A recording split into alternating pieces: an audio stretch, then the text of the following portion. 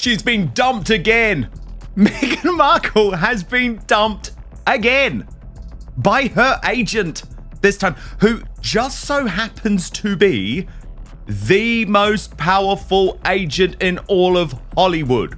The dude that the TV series Entourage was based on, Harry Meghan. Meghan Markle didn't just hit one problem. Everything started stacking up at once, and people caught on fast. Within days, questions were flying about her deals, her direction, and what was really going on behind the scenes with her career. To understand how the pressure started building, you have to rewind to April 27, 2023. That was the day she signed with William Morris Endeavor, one of the most powerful agencies in Hollywood, led by Harry Meghan at the time. On paper, it looked huge, not just a comeback, but a full upgrade. Because let's be real, Meghan and Prince Harry had already locked in some of the biggest deals you can get outside the traditional system.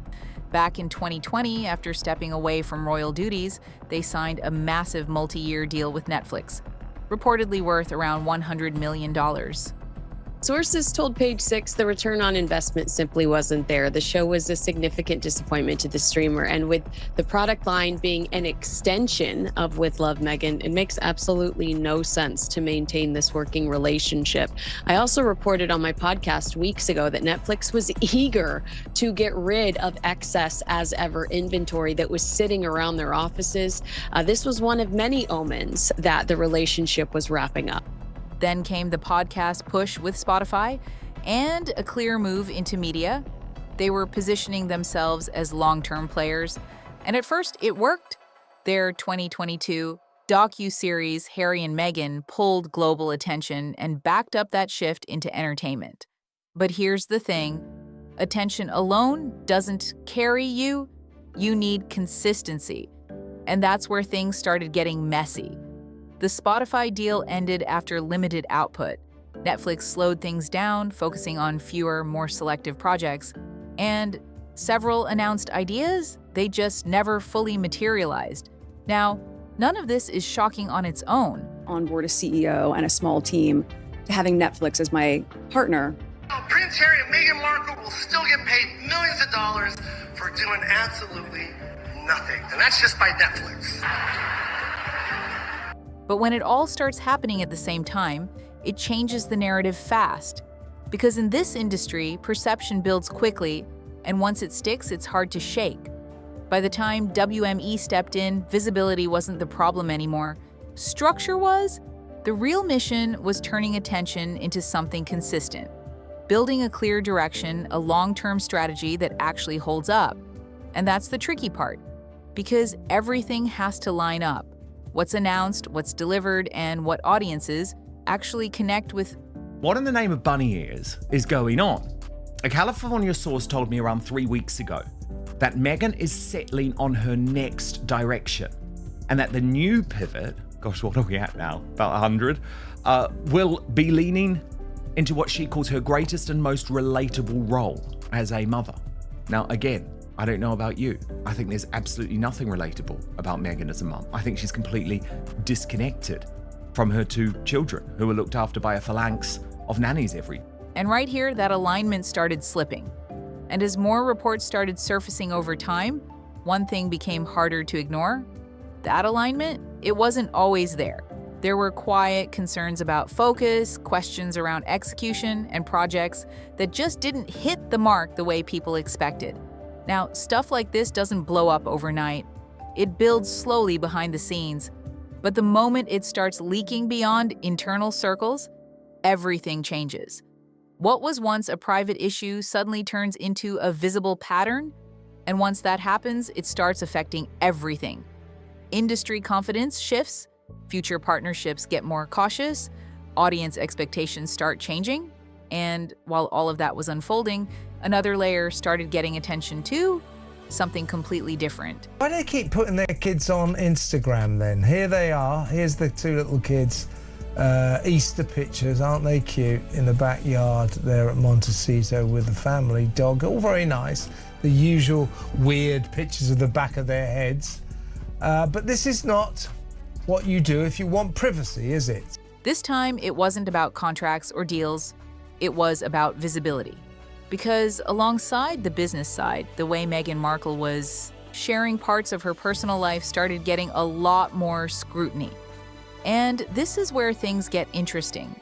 Because it wasn't just what was being shared, it was the contrast that stood out. Back in 2020, when Meghan and Prince Harry stepped away from royal duties, privacy was one of the main reasons they gave. That message carried through interviews, including the 2021 sit-down with Oprah Winfrey. But fast forward to 2024 into 2025, and the approach to visibility. Look, Meghan's Suits co-star, this is Patrick J. Adams. He's, spilled the tea on their working relationship. He revealed he received several eye rolls from Meghan when they worked together. He's told the Not Skinny But Not Fat podcast he was snubbed after the host of the show, Amanda Hirsch, jokingly bragged about receiving a jam, along with a handwritten note from the Duchess of Sussex. It started shifting, and people definitely noticed as Meghan stepped deeper into lifestyle branding, first with American Riviera Orchard and later repositioned as ever. Her public presence became way more direct, and people noticed fast. That shift also included carefully controlled glimpses of her kids, Prince Archie and Princess Lilibet. Not full reveals, but just enough. Back of the head shots, short clips, tightly framed moments, everything designed to spark attention without giving too much away. And this is exactly where the conversation started heating up, because it wasn't full privacy, but it wasn't full exposure either. It sat right in the middle, controlled visibility, and critics didn't just look at what was posted, they started paying attention to when it was posted. In several cases, personal content was followed almost immediately by brand moves. New announcements, fresh attention around her lifestyle direction. Now, there's no hard proof these things were connected, but timing? That creates perception, and once people start connecting dots, everything starts getting viewed differently. At the same time, bigger questions were already building. What's the real focus here? Media production, lifestyle branding, both? We're hearing more about Prince Harry and Meghan Markle's falling out with Netflix. Variety magazine has spoken to 6 insiders, and it appears the streaming giant's disenchantment with the couple is not a recent phenomenon. Kinsey, I'm shocked to read that the Sussexes may be difficult to deal with. Because on one side, you've got major deals with Netflix, and on the other, a clear shift toward a more influencer-style presence. And yeah, both can work, but only if they actually line up. That's where the pressure started building again, because that alignment, it started getting questioned more and more, especially after the success of Harry and Meghan back in 2022. Follow-up projects didn't always hit the same way. Some moved forward quietly, others didn't fully land at all. And at this level, consistency isn't optional.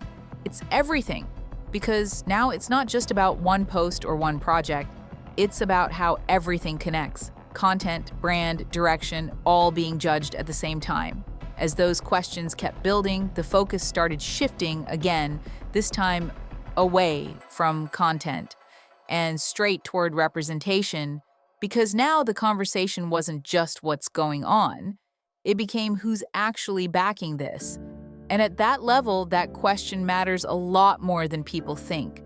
In Hollywood, it's not just about being visible, it's about what's happening behind the scenes. Structure drives momentum, and in this case, everything pointed back to William Morris Endeavor. When Meghan Markle signed with WME on April 27, 2023, it wasn't meant to be a short-term move. This was supposed to be long-term, strategic, and serious. The agency, led by Ari Emanuel, doesn't just manage talent, it builds careers. The expectation here wasn't quick exposure, it was expansion. Film and television through their production push, new deals, brand partnerships, everything aimed at scaling up to the highest level. And usually when things are working, you see it clearly. New projects get announced, creative teams get attached, timelines start forming, momentum becomes visible. They keep falling out with people. They fell out with the royal family, Spotify ended. What is it? Why do they keep getting into a situation where they're, linking up with the royal family, huge, linking up with Netflix, absolutely a $360 billion global empire. Why does it always end like this? At first, there were signs pointing that way, but over time, that visibility started slipping. Fewer confirmed productions tied directly to their ventures, limited updates on projects that had already been announced, and noticeably fewer public connections between Meghan and top agency figures. That's when the momentum started to feel off. Because in an industry that runs on constant movement, gaps don't go unnoticed. When everything clicks, it stacks. One project leads to another, announcements build, and momentum becomes obvious. But when that slows down, attention flips fast. People start looking at what's missing instead. And by this point, there was already another major factor under the microscope: the ongoing partnership with Netflix. After the global success of Harry and Meghan in December 2022, expectations didn't just rise, they exploded. It wasn't just about staying visible anymore. It was about consistency. More releases, new formats, a steady stream of content that keeps the momentum alive. But what came next? It felt uneven.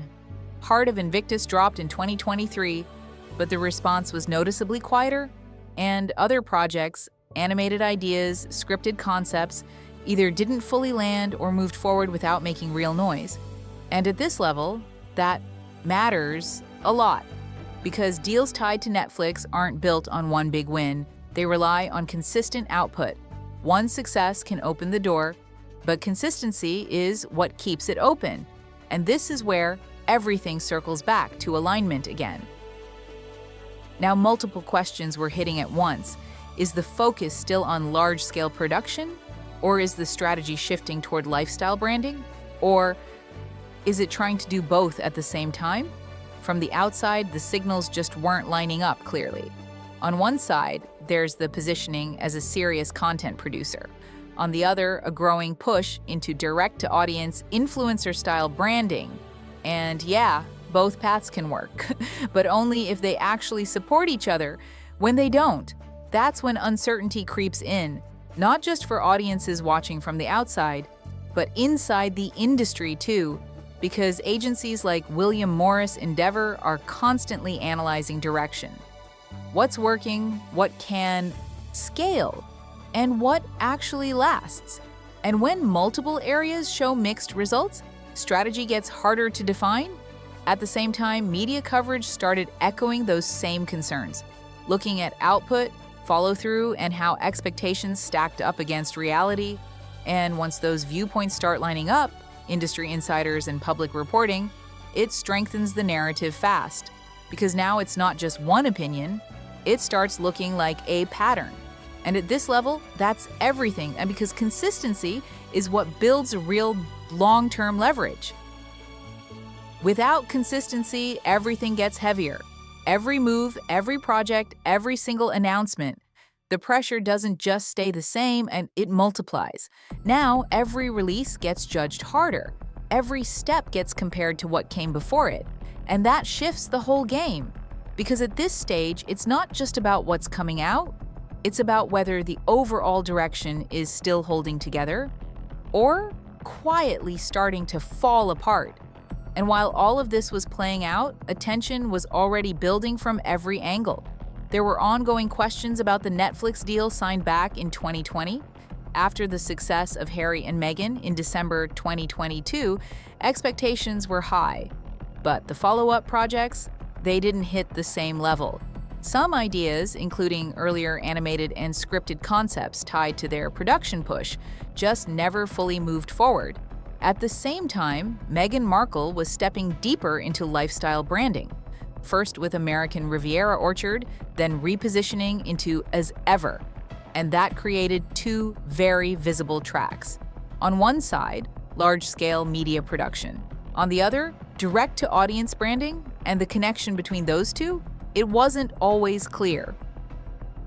Then another factor hit the conversation, a new book from Tom Bauer.